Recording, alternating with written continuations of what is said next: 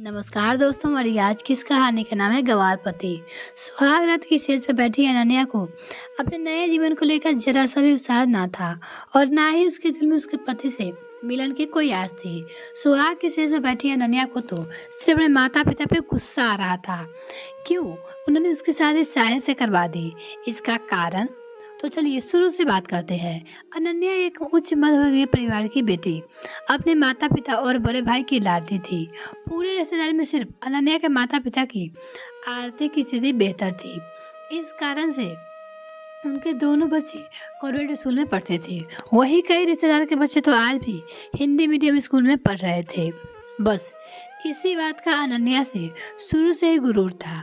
वही कभी भी अपने रिश्तेदारों को बच्चों को से घुलती मिलती नहीं थी। शुरू से ही कॉन्वेंट स्कूल में पढ़ी हुई अनन्या को लगता था कि इंग्लिश मीडियम पढ़े हुए लोगों ही सोसाइटी में एक स्टेटस पाते हैं। जब भी माता पिता का अपने रिश्तेदार में जाना होता तो सभी बच्चे अनन्या को अपने साथ खेलने के लिए बुलाते, पर वो उन्हें ऐसे हृदय दृष्टि के साथ देखती जैसे पता नहीं कौन सा आ गया।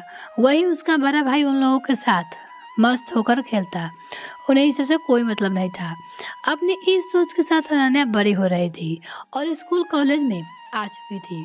वही अनन्या के भैया ने अपना एक नया रेस्टोरेंट का बिजनेस चालू किया, जिसने के लिए उन्हें कुछ पढ़े लिखे लड़के की ज़रूरत थी। उन्हीं में से एक था साहिल जो रहता था। साहिल हिंदी मीडियम स्कूल में पढ़ा हुआ था, होनहार और ईमानदार लड़का था। साहिल देखने में भी काफ़ी हैंडसम था, पर इंग्लिश उसकी कमांड थी। वही भैया के रेस्टोरेंट में मैनेजर संभालता था। साहिल या अनन्या की मुलाकात भैया के रेस्टोरेंट में साहिल से हुई थी। तब साहिल को देखते ही अनन्या एक बार तो उसे देखते ही रह गई। पता नहीं जवान दिल तब कितनी ही बातें सोच गए, पर जब भाई से पता चला कि वह हिंदी मीडियम में पढ़ा हुआ है तो उसने अपने दिल में ऐसे सारे विचार झिड़क दिए, क्योंकि उसके दिल में तो यही कि वह जिससे भी शादी करेगी वह कॉन्वेंट स्कूल में पढ़ा हुआ होगा, कोई शहजादा होगा जो उसके शादी करेगी। जब अनन्या की शादी की बातें चलने लगी तो भैया माता पिता सभी ने अपनी पहली पसंद साहिल था। किसी अजनबी से अपनी बेटी को ब्याहने से बेहतर उन्हें जान वाले लड़के से ब्याहना ही बेहतर लगा और साहिल को पसंद कर लिया।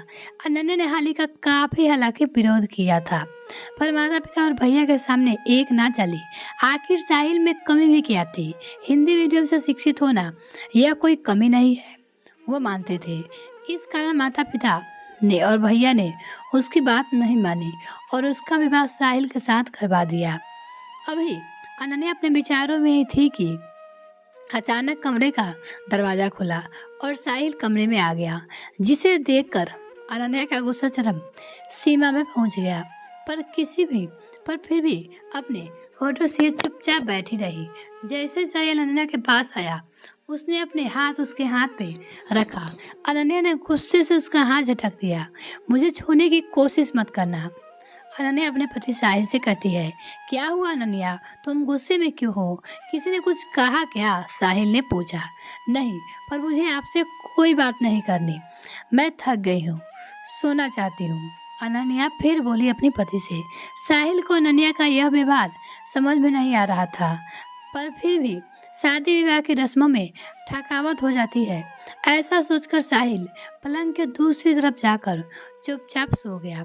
दूसरे दिन भी अनन्या ने साहिल से कोई बात नहीं की। साहिल बार बार अनन्या के पास आने की कोशिश करता, पर अनन्या का रूखा व्यवहार उसकी समझ से परे था।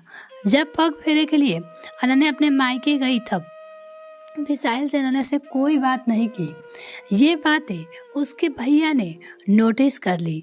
जब अनन्या अपनी माँ के पास अंदर कमरे में गई थी तो भैया कमरे में आई और लगभग उसे डांटते हुए बोली, यह क्या हरकत है अनन्या, तुम साहिल से बात क्यों नहीं कर रही हो?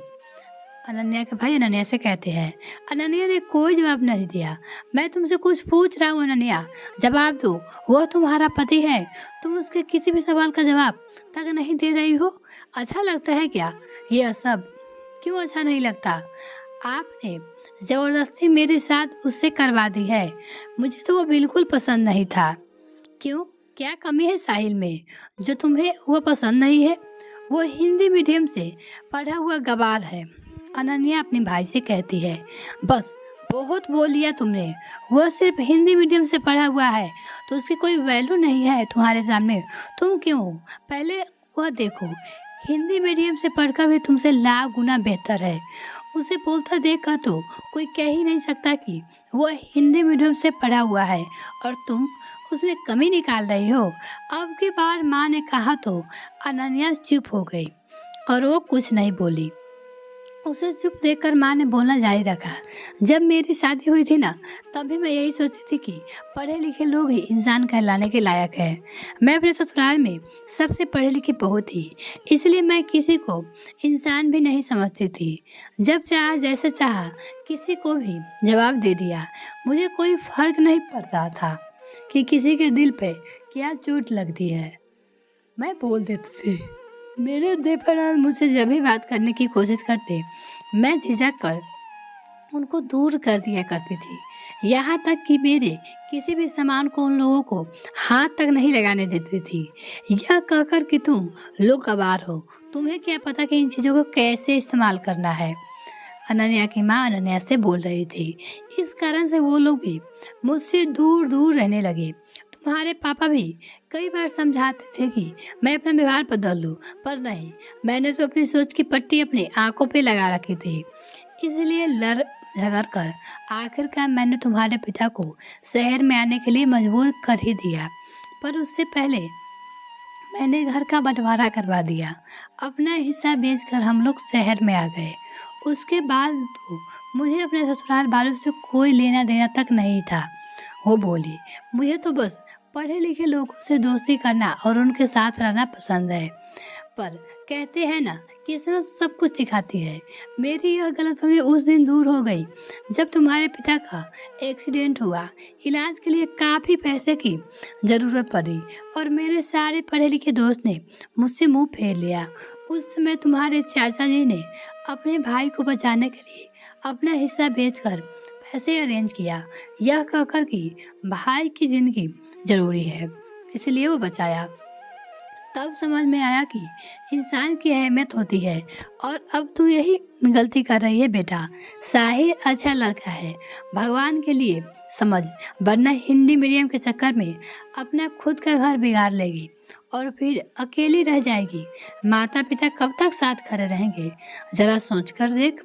अनन्या की माँ बोली, देखो अनन्या, माँ ठीक कह रही है, वक्त लेना चाहती है तो ले ले।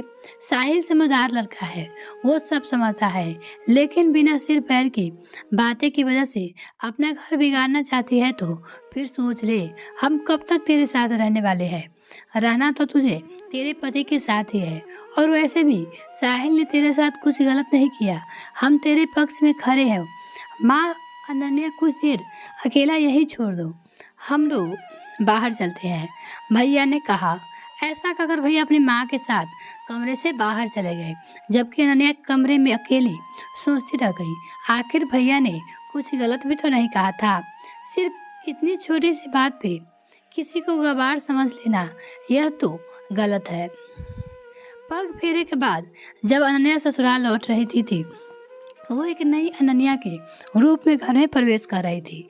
हालांकि वो अच्छी तरह जानती थी कि रातों रात अपनी सोच को बदलना मुमकिन नहीं है, पर कोशिश तो की जा ही सकती है, कम से कम किसी इंसान को इंसान समझने की।